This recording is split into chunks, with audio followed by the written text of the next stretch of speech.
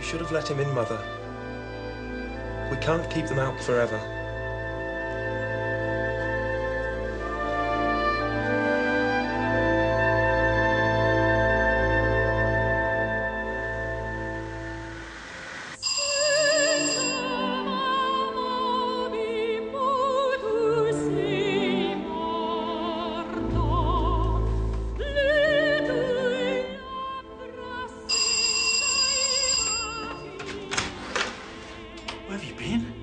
At the office for you. I needed to think. You're just in time to give me a hand. Doing what? You had folk in or something? No, these are cumulative, Lewis. So what's new? Well, the grandmother's still with us. She's in a nursing home. I got the address off the bloke that's living in her old house. And guess who was living next door? The Mitchells. Oh. Well, I went there first. There was no answer. I got the impression there was somebody at home.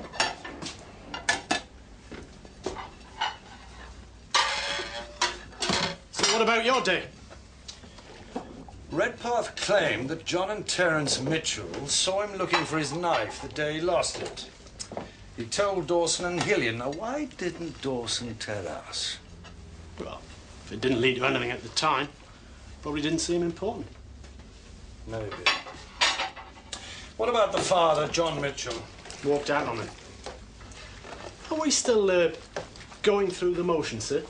Or do I detect a glimmer of interest? Dry up, Lewis.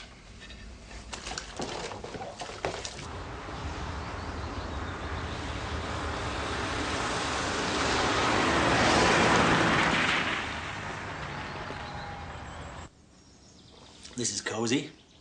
It's not your own home, of course, but they try very hard. Do you manage to keep in touch with your old community? Mrs. Mitchell keeps me up to date. My neighbour from Fern Street. She tried to look after me while I was there, but it got too much for her. Mrs. Lapsley, after Mary died, did anyone write or call to say that they were the killer? Naturally not, or I would have told the police. There was that diary, of course, but they said that was a fake. Yes.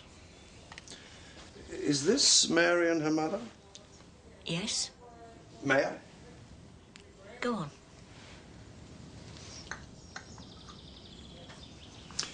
Your daughter was a very handsome woman, Mrs. Lapsley. Yes. And Mary favoured her, as you can see.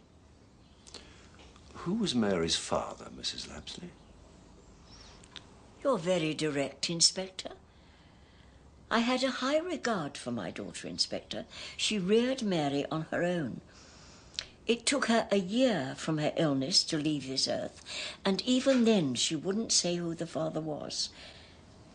Did she go on seeing the father after Mary was born? As far as I know, she went on seeing him until she was taken ill. Can I borrow this photograph, Mrs. Lapsley? I don't see what for. They never asked for it when Mary was killed. Why should you want it now? Different policemen have different ideas, Mrs. Lapsley.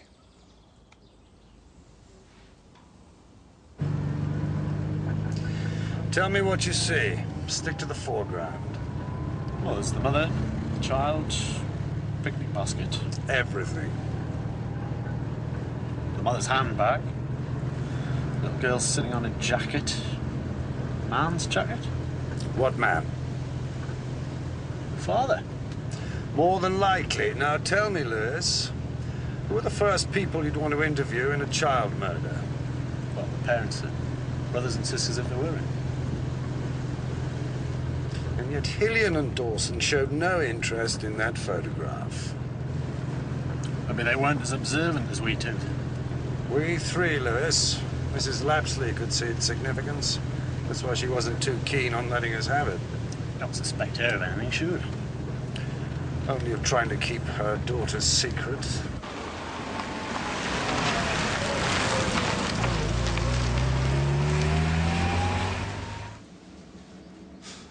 Well, it's no professional job, that's for sure. Oh, there on the jacket, inside pocket. I think it's a tailor's label. Yes. Can you do anything with it? I can try. How long will it take? With a bit of luck, I should be able to have something for you by tomorrow morning.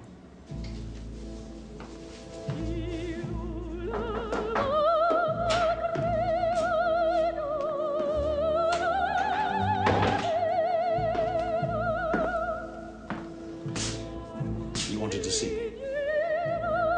Oh, yes, please.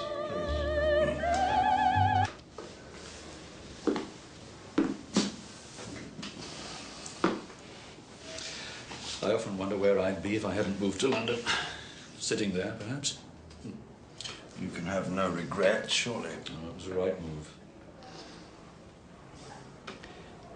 Well, the investigation isn't going well. I wouldn't say so. You'll get there, Morse. You're a good detective. But a bad policeman? I think so, yes. The law is our only weapon, Morse. Good policemen have no wish to see it weakened. I work with what's laid down. Neutral. You're hardly that, Morse. Your views are known. I hope you didn't come here to have a debate, Chief Inspector.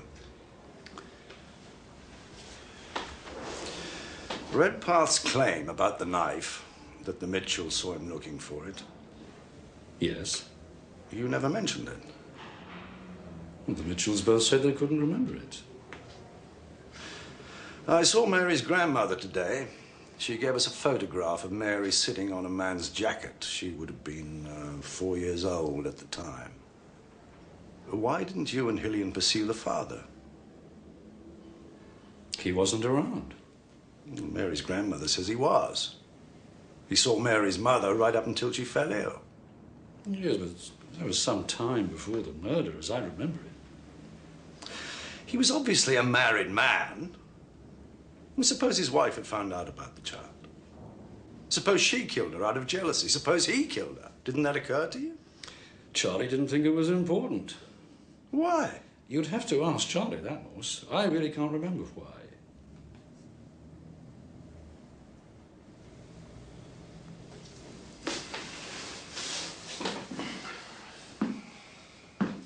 What will you do with the photograph? I'm getting it blown up. There's a label on the inside I'd like to see. Good.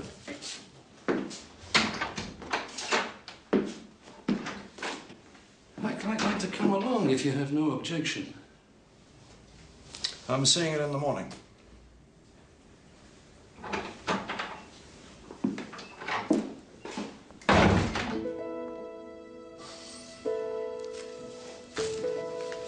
Right. There are 2 items of interest. Here at the lapel, see, looks like a badge of some sort jutting out, square or oblong. Then there's the label. All I can get are the words Ruth's and Oxford. Now, the R in Ruth's is lowercase, which suggests we're only seeing part of the name. The rest's probably hidden by the folds in the jacket or the shadow cast by the little girl. Caruth's. What? Caruth's. It's a small tailor, family business in St. Giles. Just the sort of place to keep a record of measurements. What about this badge? That's all you're going to see, I'm afraid. It was taken at Blackpool in 1969. How can you tell that? It was written on the back of the original.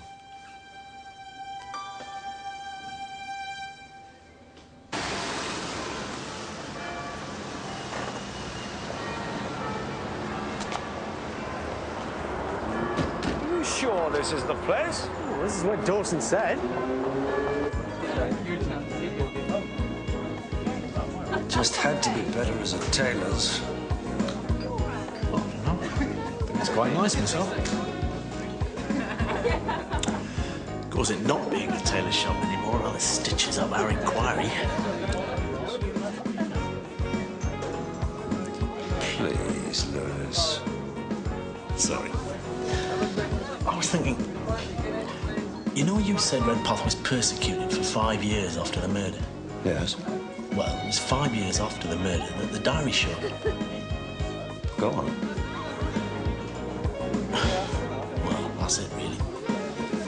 This is the last day we'll concern ourselves with the diary, Lewis, which gives you till tomorrow to come up with something a bit more enticing than that.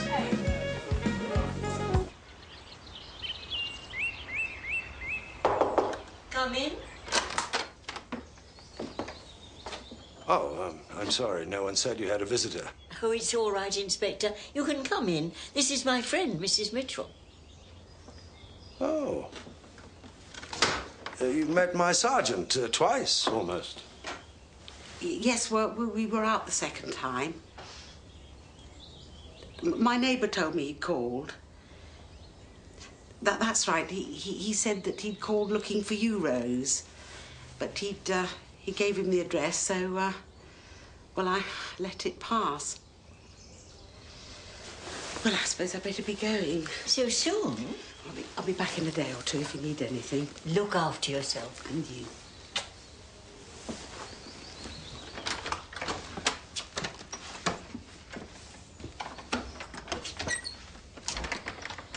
You frightened her, Inspector. I'm sorry. Oh, it's not your fault. She's afraid of her own shadow, poor thing. And no wonder with the life she's had. Her son was committed when he was 20, you know. Some kind of breakdown, they said. Breakdown? A prisoner in his own house, the boy was. And he was knocked about. I could hear it sometimes. By his father? Of course. Then, after he puts his son in a mental hospital, he ups and goes without so much as a bio leave. So, Inspector, why have you come? Oh, your photograph.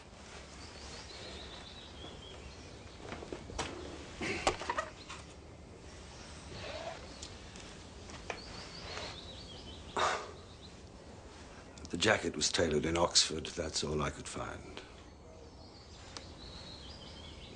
But it was him, wasn't it? Yes. It was the last time Jane, my daughter, took Mary on holiday with her. Mary was growing up, you see. Why is it so important to you? It wasn't at the time. It could have been a very great help, Mrs. Lapsley.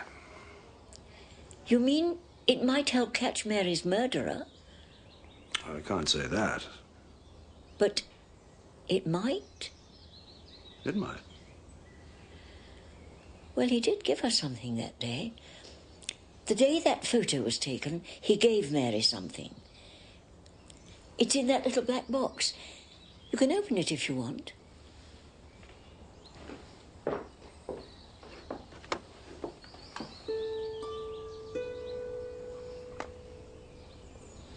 He gave her this? That's right.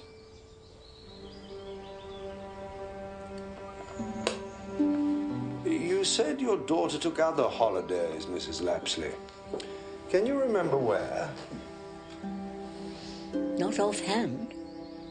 I've kept her postcards, though. May I borrow them? If they'll help. And the badge?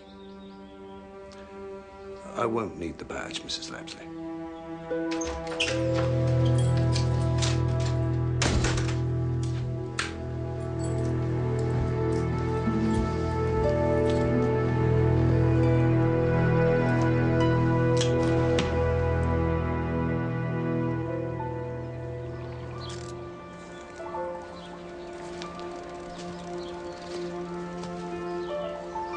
You should have bought some tackle, sir. This is amazing. Did you call the neighbour? As soon as I got your message. He hasn't spoken to Mrs. Mitchell in over a week. And certainly not about my second visit. She was lying to him.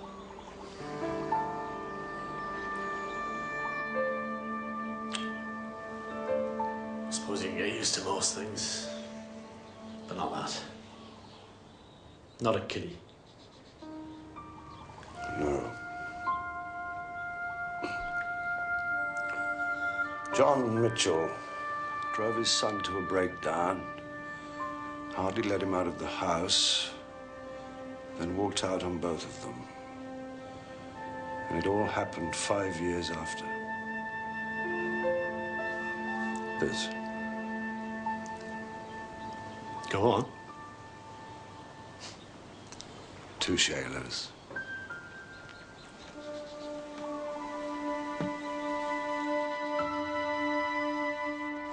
John Mitchell, 14 Fern Street, Oxford.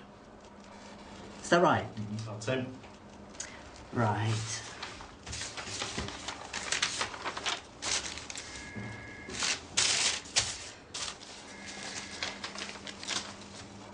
Good grief. How the mighty have fallen. What is it? According to this, he served his apprenticeship as a draftsman, worked at his trade for 16 years, then gave it up to become a night shift cleaner. Maybe he was sacked. Oh no, it's right here. Left voluntarily, benefit suspended. Do you have the name of the cleaning company?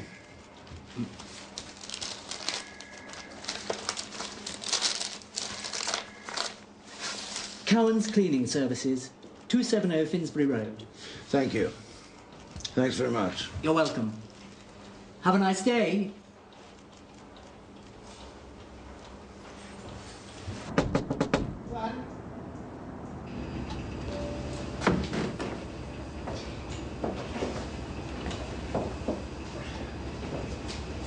Frank's been with us donkey's years. Mr. Cowan. Chief Inspector Morse, Frank Parks. This is Sergeant Lewis, Frank. How do you do? They want to know about a John Mitchell. They used to work for us. Sorry, when did you say, Inspector? He left 13 years ago. He'd worked here for four and a half years. Yeah, I remember Mitchell. Can you tell us anything about him, Mr. Parks? I doubt it. He was a quiet bloke. Kept himself apart. That's it, really. Why did he leave? Don't know. Lots of blokes came and went then. Well, thank you, Mr. Parks. Mr. Khan. I'm sorry we couldn't help. Oh, no, you've helped enough. Tell me, do you operate in Reading? No. Oh, we did then, Mr. Cowan. Couple of offices. It wasn't paying, so your dad pulled us out. Thanks again. It adds up, see? It all adds up. What does? Mitchell. The diaries were tagged on 3 different machines. Well, he must have been surrounded by them. Posted in Reading. Well, you heard what Parks said. Yes. Well, wherever he is now, he's probably still working. We've only got to go back to the employment people and get them to trace him. We're going back to the office, Liz. But we could trace him. I said the office. If we don't put a trace on Mitchell, it'll be gross negligence.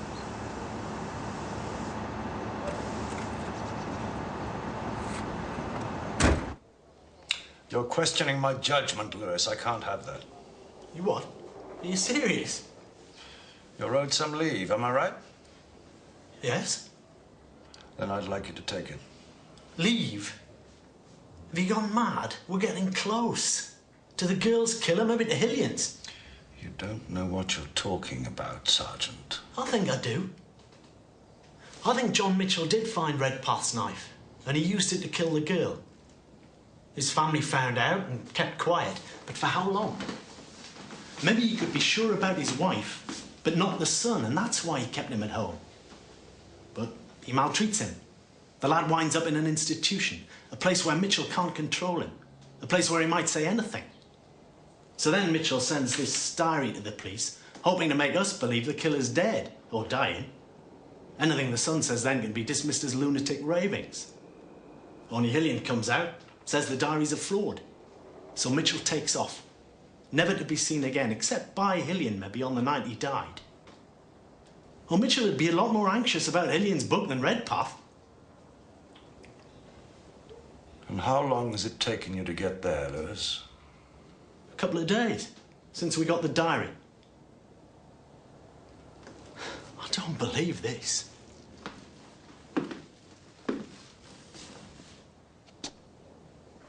Good God. You're jealous, aren't you? You can't stand the idea of Dawson being right. He's proved his point about the diary and you can't stomach it. Take your leave, Sergeant. No, sir, I'm not taking any leave. And if you insist, I'll go in front of Strange with it, right now.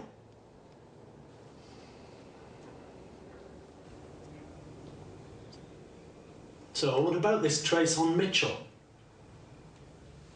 Why not take a shortcut? Why not ask his wife where he is? Sounds fair. When? Not yet.